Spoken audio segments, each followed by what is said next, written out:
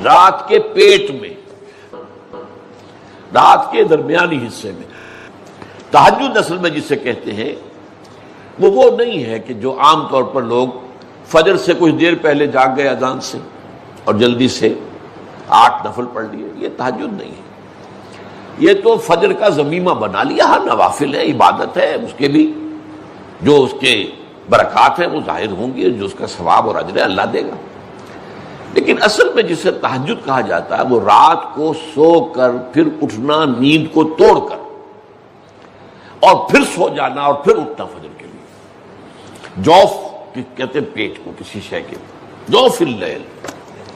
رات کے بطن میں، رات کے درمیان میں، یعنی نصف رات گزر جائے اس وقت سے انسان جو ہے وہ نماز پڑھے اور پھر ثلث رہ جائے تو پھر جاگ جائے، پھر سو جائے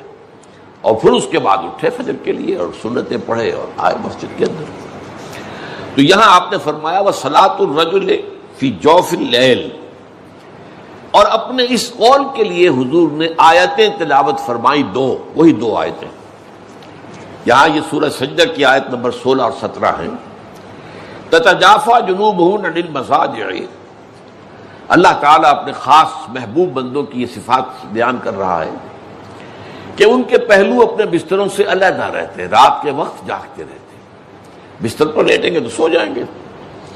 تتجافا جنوبهم عن المضاجع يدعون ربهم خوفا وطمعا، وہ اس وقت اپنے رب کو پکارتے ہیں، دعائیں کرتے ہیں، خوف کے ساتھ بھی، اس کے مواخذے کا خوف، اس کے عذاب کا خوف، اس کی باز پرس کا خوف، اس کی ناراضی کا خوف، جہنم کا خوف، وطمعا، اور طمع کس کی؟ اللہ راضی ہو جائے، اللہ کے اجر و ثواب کی بھی طمع ہو، لیکن سب سے بڑی طمع کیا ہے؟ اللہ مجھ سے راضی ہو جائے۔ اس لیے سب سے اونچا مقام یہی ہے، رضی اللہ عنہم ورضوا عنہ، اللہ ان سے راضی ہو گیا، ہوا اس اللہ سے راضی ہو گیا۔ یہ باہمی رضا ہے، بندہ اپنے رب سے راضی رہے، وہ ہے کہ تسلیم و رضا جو بھی دنیا میں آ رہا ہے اس پر شکوہ، اللہ کا شکوہ زبان پر نہ لائے۔ جو بھی آ رہا ہے یہ میرے رب کی طرف سے ہے، وہ میرا مولا ہے، آقا ہے، دوست ہے، میرا خیر خواہ ہے، اسے معلوم ہے کہ اس شر کے پیچھے کون سا خیر آ رہا ہے، مجھے کیا پتا، مجھے تو شر نظر آ رہا ہے، خیر تو نظر نہیں آ رہا۔ اس لیے فرمایا گیا کہ ہو سکتا ہے عسیٰ ان تکرہوا شیئا وہو خیر لکم وعسیٰ ان تحبوا شیئا وہو شر لکم واللہ یعلم وانتم لا تعلمون، ہو سکتا ہے تمہیں کوئی چیز بری لگے حالانکہ اسی میں تمہارا خیر ہو، عین ممکن ہے تمہیں کوئی چیز اچھی لگتی ہو حالانکہ اس میں تمہارا لیے شر ہے،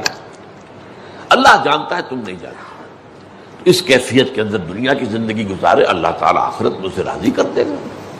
اللہ اس سے راضی ہو جائے گا۔